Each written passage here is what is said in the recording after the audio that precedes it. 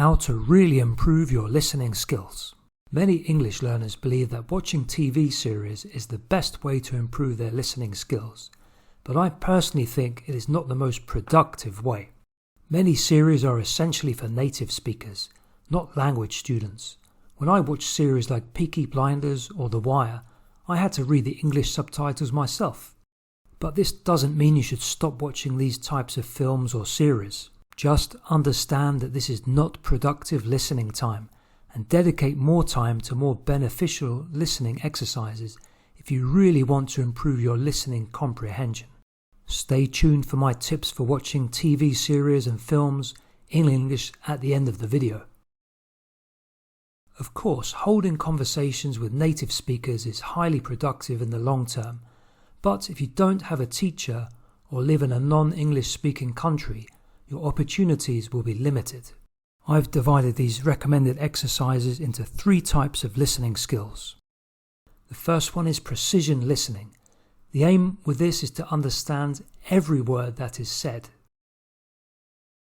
Here are 3 ways you can practice this.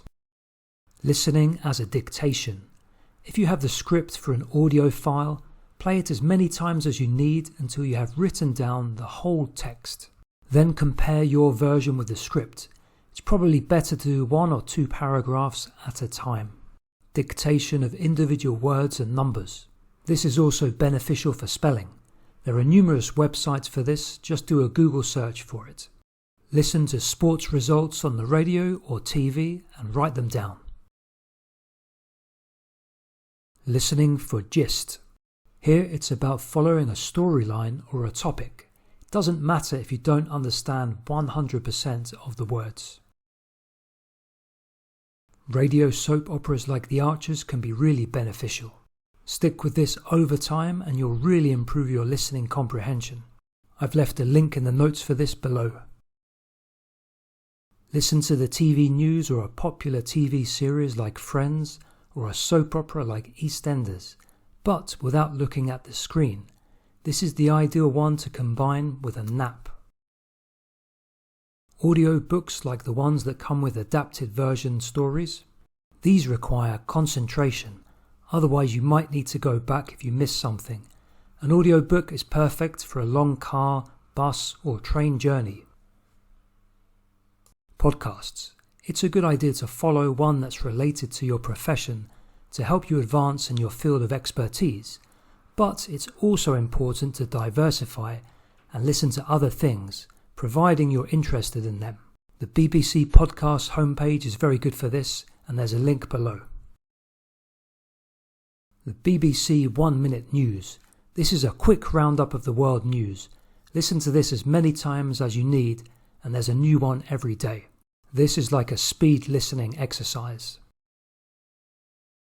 Live sports games. If you're keen on one particular sport, you could make a note of all the match statistics during the game and check them on the website afterwards. Background listening. This is a great way for absorbing sounds while you're doing something else at the same time.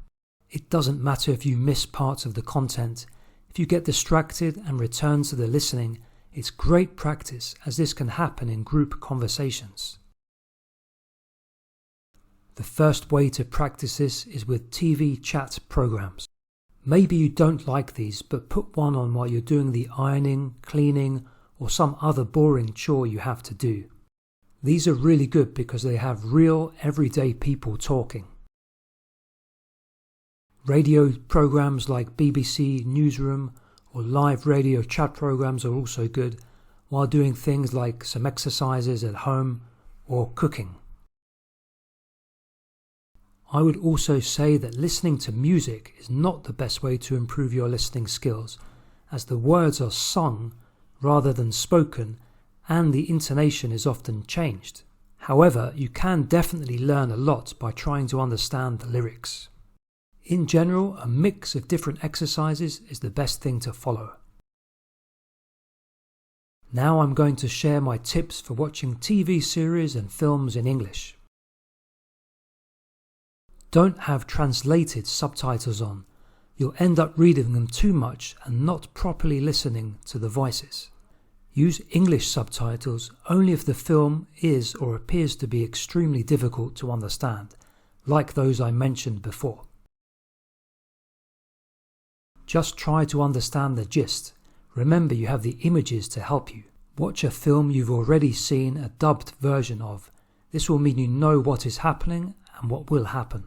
Have a notebook next to you just in case you want to write down any useful words. It's more beneficial to watch things with modern everyday English as opposed to old English like Shakespeare or Mary Poppins. That's it for today. If you want to learn British English with me, hit the subscribe button to join the community and take your English to the next level.